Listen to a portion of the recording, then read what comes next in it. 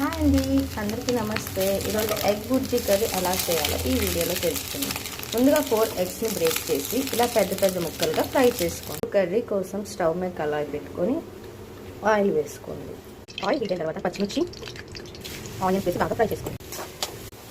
Onions ఇలా golden brown colour వచ్చాక tomato, అల్లం వెల్లుల్లి వేసి పచ్చివాసన పోయే వరకు ఫ్రై చేసుకోండి. ఇలా ఫ్రై అయిన తర్వాత కారం, సరిపడా సాల్ట్ వేసి బాగా కలుపుకోండి.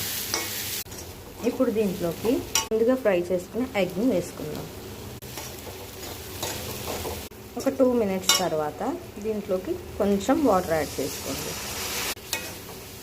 కాసేపు ఉడకనిద్దాం. కర్రీ ఇలా ఉడుకుతున్నప్పుడు ధనియా పౌడర్, కొంచెం గరం మసాలా వేయడం వల్ల కర్రీ మంచి టేస్ట్ వస్తుంది. అంతేనండి. ఈ కన్సిస్టెన్సీ వచ్చిన తర్వాత స్టవ్ ఆఫ్ చేసుకోండి. ఖచ్చితంగా ట్రై చేయండి. కర్రీ అయితే చాలా బాగుంటుంది.